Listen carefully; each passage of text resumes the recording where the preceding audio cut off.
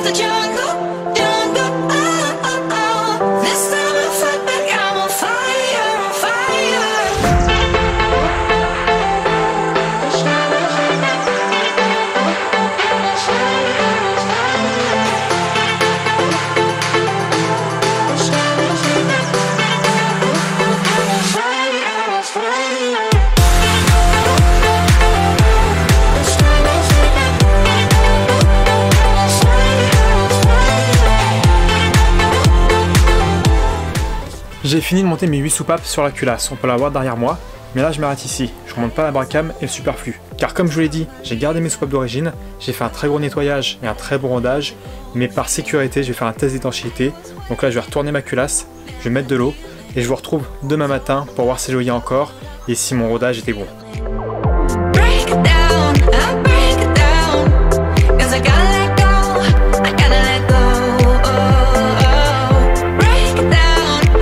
Hop, rebonjour, ça va vite sur la vidéo hein. Donc du coup là il est à peu près midi, hier j'ai mis ma culasse en eau on va dire vers 16h, petite check-up, petite vérification des soupapes et surtout du niveau d'eau. Je vais bien vérifier qu'il n'est pas baissé, j'avais marqué mon marqueur où arrivait mon eau. Et en fonction de ça, je verrai si je continue le montage et si je suis satisfait de ce que j'ai fait. Franchement c'est plutôt pas mal, le niveau d'eau il n'a pas bougé, mes traits de marqueur sont encore à la limite de l'eau. Du coup là je vais bien sécher tout ça, je vais graisser tout ça pour pas que ça rouille par la suite et je finis de monter ma culasse.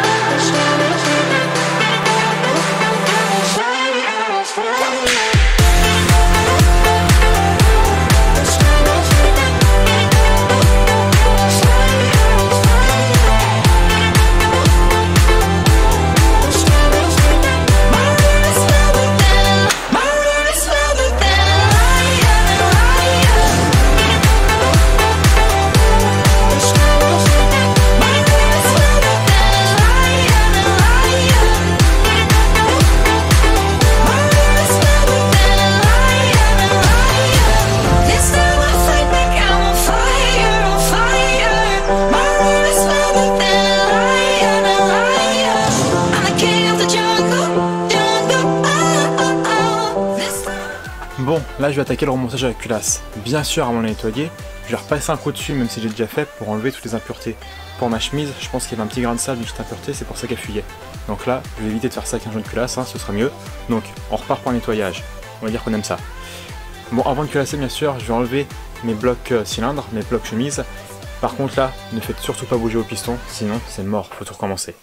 Allez, on y va.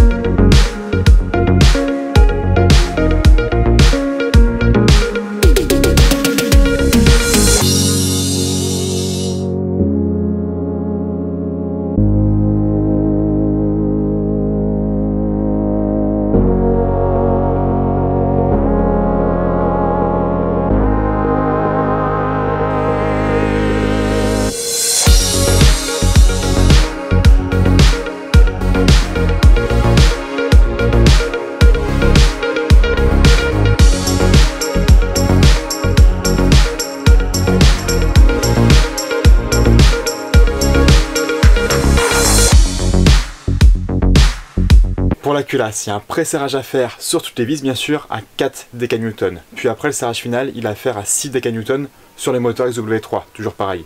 En fonction des moteurs, ça peut varier. Un joint de culasse, petit point rapide, ça corrige un défaut de planéité de 5 centièmes maximum sur votre culasse ou sur votre portée de joint. Si vous avez un doute sur votre culasse, que vous voyez qu'il y a une crevasse ou que vous voulez vérifier et que vous voyez que vous n'êtes pas dans cette tolérance-là, envoyez-la au rectifieur, à l'usineur, sans hésiter. Sinon, vous allez remonter un moteur et vous allez faire un joint de culasse dans les mois qui vont suivre et il n'y a aucun intérêt à se faire chier pour commencer le boulot dans 3 mois. Donc du coup, un joint de culasse, 5 centièmes, si c'est plus, rectifieur ou usineur.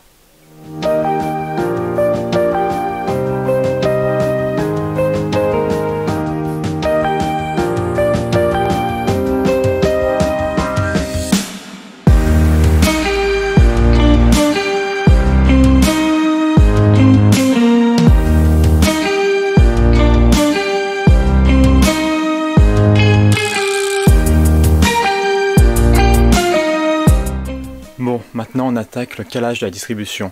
Pour ça, vous prenez votre chaîne. Sur les moteurs de 104, c'est pas trop mal foutu comparé à certaines voitures. Hop, je sais pas si on va voir correctement. Là, ici, vous avez 2 maillons blancs. Ici, vous avez un maillon blanc, ou du moins plus clair que la chaîne en général. Hein. Faut pas exagérer non plus. Sur le pignon de l'arbre à canne, vous avez un repère, qui est le repère A ou B, en fonction de la revue technique, à voir. Je vais vous le montrer. Là, on a le repère A. Sur ce repère, on va placer les 2 maillons blancs de notre chaîne de distribution. Le repère B, il est ici. Le repère B, il est ici. Et là, on va passer le seul maillon blanc qu'il y a sur notre chaîne de distribution. Comme d'habitude, je vais encore me répéter, mais toutes les pièces, moi je les nettoie au bras cleaner, gasoil, nettoie en frein, tout ce que vous voulez, mais il faut que ce soit nickel. Tout ce qui est portée de joint, gorge, pareil, un coup de tournevis plat, un coup de nettoyant, pour pas qu'il y ait une seule impureté. Et bien sûr, comme d'habitude, pour le remontage, appuyez-vous sur la RTM. Moi c'est ce que je fais, j'ai la revue technique qui est sûrement établie. Elle est un peu sale maintenant, mais hop, je la feuillete au fur et à mesure et je remonte tout ça histoire que ce soit clean. Bon allez, je pose la caméra et j'essaie de vous faire des plans sympas.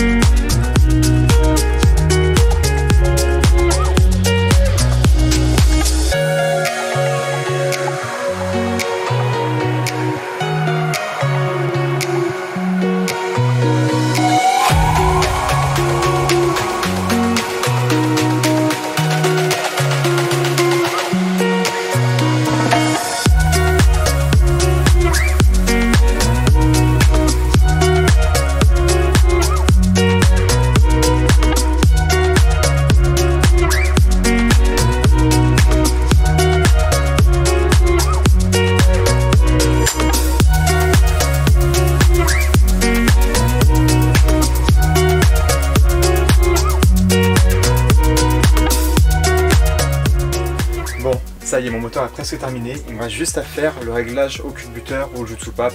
Chacun donne le nom qu'il veut.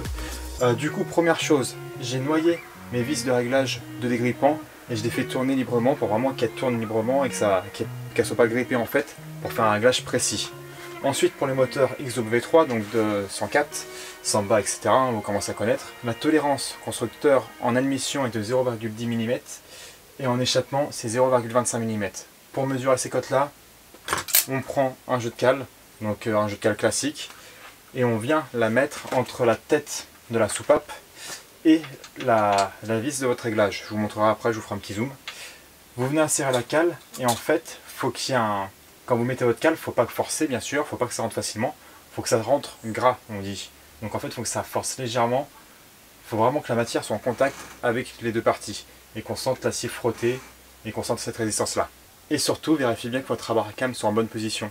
En fait, la cam, elle est usinée de manière à ce que ça fasse un œuf, une goutte d'eau, donc on va dire à peu près comme ça. Et c'est cette partie-là, la pointe, qui va actionner votre soupape. Pour faire réglage de jeu de soupape, il faut que votre rabat à cam, que la pointe soit à l'opposé de la partie qui frotte, pour pas qu'elle soit amorcée en fait. Parce que si vous faites comme ça, elle va commencer à monter et votre soupape va commencer à s'enclencher. Il faut vraiment que ça soit à l'opposé de la partie qui frotte. Je sais pas si c'est très clair, je vais essayer de vous montrer les vidéos, ce sera peut-être plus parlant. Mais bon, le principe est là. Je vous montre les images et je me tais.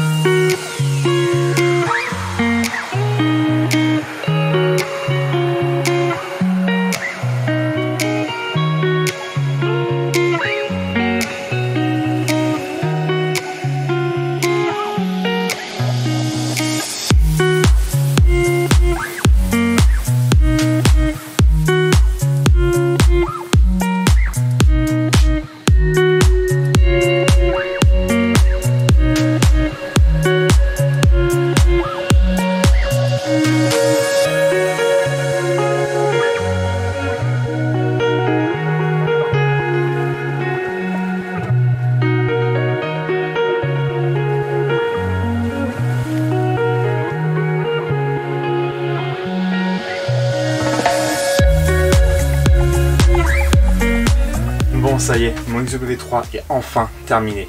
Il me reste encore 2-3 petites bricoles comme le montage du filtre à huile, du calostar, mais tout ça je vais le faire juste avant de monter le moteur dans la voiture, ou alors je le ferai une fois que le moteur sera en place dans le berceau pour pas abîmer les éléments et pour éviter les chocs inopinés, on va dire. Du coup, je précise, comme d'habitude, je suis pas un professionnel, je suis un amateur, donc je suis ouvert aux critiques constructives et aux conseils. Par contre, je n'ai pas tout montré dans la vidéo, il y a des choses que j'ai pas forcément dit ou que j'ai pas forcément montré parce que j'ai oublié, parce que je suis pas pro et j'ai pas pris le temps ou autre. Donc c'est pas parce que tu l'as pas vu que je l'ai pas fait. Dans les conseils, il y a des choses intéressantes. On m'a demandé pour relier la boîte au moteur, est-ce que tu as mis de la pâte à joint? Oui, bien sûr. Pour relier la boîte partie au moteur et bas moteur, on va dire la partie où il y a le broquin, il n'y a pas de joint. Enfin, du moins dans ma pochette de joint, j'en ai pas et sur internet, j'en ai pas trouvé. Donc du coup, tout ça, j'ai remonté à la pâte à joint. Même quand il y avait un joint, moi si j'avais un doute, je mettais un petit coup de pâte à joint très léger, hein, ça sert à rien de faire un boudin, histoire de garantir mon étanchéité et pas d'avoir un moteur qui fuit et de tout avoir commencé dans les mois à venir. Deuxième petit point, il y a beaucoup de personnes qui m'ont dit pourquoi tu as mis de pâte à joint sur le, sur le siège où repose ta chemise. On peut le faire, il y en a qui le font, il y en a qui le font pas. Moi j'ai parlé avec un ancien mécano qui a 70 ans aujourd'hui, qui a remonté beaucoup de moteurs à chemise, hein, à son époque il y avait quasiment que ça. Et il m'a dit, lui, quand il y avait un petit défaut il le faisait, mais si tu peux éviter d'en mettre, c'est toujours mieux comme toujours. Si on peut remonter les choses à l'origine, autant le faire à l'origine. Moi j'avais pas besoin d'en mettre, il n'y a qu'une chemise où voilà, je l'ai redémontée, je l'ai remontée et c'est sûrement moi qui avais mal fait les choses. Mais n'hésitez pas, si vous avez un petit défaut, à mettre de la pâte à joint, tout en faisant attention aussi à respecter votre hauteur de chemise qui se calcule en centièmes, que j'ai montré dans les vidéos précédentes. Et sinon on m'a dit aussi qu'il y avait une pâte spéciale, donc je vous mets le nom quelque part par là, on va essayer. Esprit pour monter les chemises, qui est encore fabriquée. Donc je vais essayer de retrouver ça dans les commentaires, je vous la mets. Et à essayer. Et il y a une personne avec qui j'ai discuté qui m'a donné pas mal d'infos sur cette pâte là et je la remercie au passage. Troisième petit point, les pistons quand vous les montez, il y a une flèche dessus. Il y a un sens. Mais il me semblait que j'avais dit, il y a une personne qui m'a dit que je l'ai pas dit dans la précédente vidéo. Cette flèche là, il faut qu'elle soit orientée côté distribution, si je ne me trompe pas. J'ai pas lu la revue technique. Mais normalement voilà, votre piston il faut qu'il soit orienté côté distribution. Donc quand vous remontez aussi votre bielle sur les pistons, faites attention quand on va démonter à repérer le côté qui était côté distribution et le côté qui était côté embrayage. Moi j'ai mis un point rouge côté distribution, comme ça j'étais sûr de ne pas me planter de sens quand je la remontais. C'est des petites bêtises comme ça, mais les choses mis bout à bout font que le moteur se monte correctement et que vous n'ayez pas de problème. Du coup voilà les petits points sur lesquels je voulais appuyer et que je voulais vous rappeler. J'espère que ça vous aura plu, toujours pareil, commentez avec vos expériences, vos choses à améliorer, vos choses à pas faire ou autres. Moi je continue la voiture. Prochaine vidéo je ferai sûrement le train avant, le train arrière et j'espère que ce moteur va ronronner d'ici 2 mois. Après on verra en fonction des aléas mais bon, franchement j'y crois dans 2 mois, premier coup de clé et j'espère que j'ai bien travaillé et que j'aurai pas de problème. Sur ce je vous souhaite une bonne journée, une bonne soirée, de bonnes vacances, bon travail si vous êtes au boulot Puis toujours pareil, au plaisir de partager.